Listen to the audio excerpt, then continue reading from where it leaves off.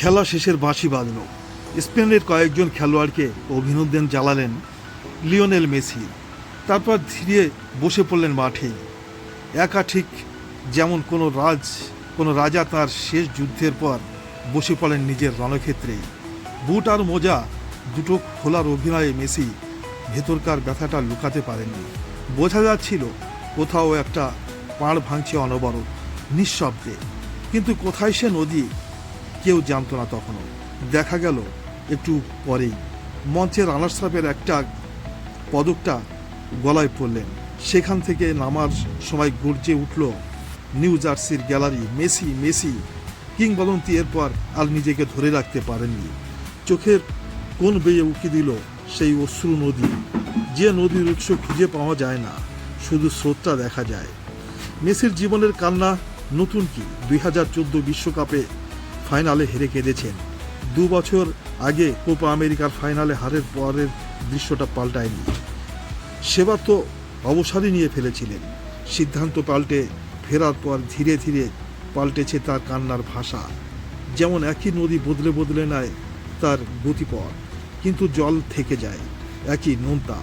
2022 বিশ্বকাপ জিতে মেসি উপহার দিয়েছিলেন আনন্দাশ্রু। এবার বিশ্বকাপে মিশরের বিপক্ষে ঘুরে দাঁড়িয়ে জিতেও কেঁদেছেন মেসি। সেই কান্না যদি স্বস্তি মেশানো আনন্দের, ফাইনালে শেষের কান্না তাহলে অস্তাচলে ডুবু ডুবু সূর্যের আলো ফুরিয়ে যাওয়ার ব্যথা। সূর্য যেমন সারাদিন আলো বিলিয়ে গোধূলি লগ্নে রিক্ত হাতে ফেরে, মেসির পথটাও কি তেমন নয়? 39 বছরে এসে শেষের লগ্নে বিশ্বকাপ থেকে কিছুই পাওয়া হলো না। না গেল শিরোপা ধরে রাখা, গোল্ডেন বল কিংবা গোল্ডেন বুট, মিলল না কিছুই। কেরিয়ার প্রায় এমন কিছুই নেই যা জেতেননি। বিশ্বকাপ ট্রফি থেকে এই টুর্নামেন্টের অনেক রেকর্ডও তার আছে। 2 রকম অভিজ্ঞতাও।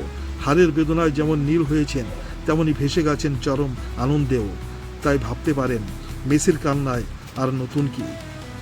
পাল্টা প্রশ্ন করা যায়, বাড়িতে বিশ্বকাপ জয়ের পদক রেখে এসে গলায় রানার্স আপের পদক ওঠায় যিনি কাঁদেন, তাকে কি তখন আর 10 জন অন্ধ অল্প বয়সী সাধারণ আর্জেন্টাইন সমর্থকের মতোই লাগে না, যার হারের ব্যথায় কিংবা গোলের আনন্দে চোখের অশ্রু ছেড়ে দেন অবলীলায়?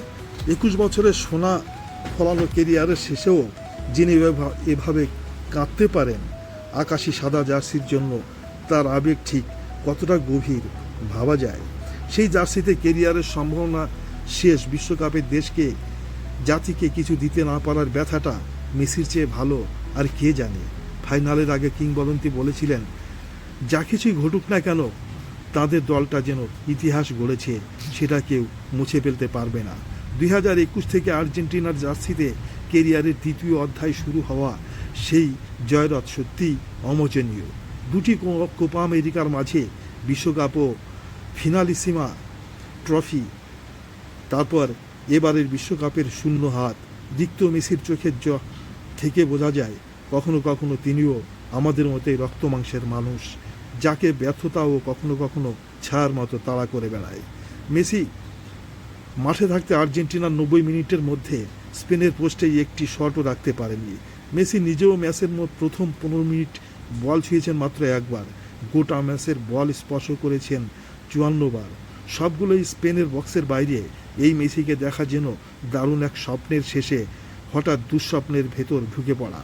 ভাগ্যও কেমন নির্মম। এই মেটলাইফ স্টেডিয়ামেই 10 বছর আগে কোপা আমেরিকার ফাইনালে হেরে অবসর ঘোষণা করেছিলেন মেসি।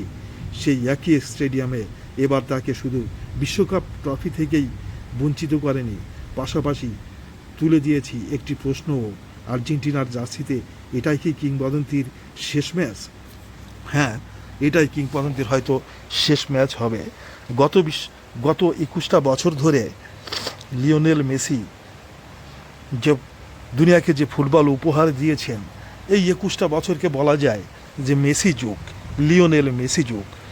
এই বিশ্বকাপ হারের পর এখন স্পেন জিতেছে, তরুণ প্রজন্ম উঠে এসেছে এই বিশ্বকাপ থেকে। সুতরাং একটা নতুন যুগের শুরু হলো।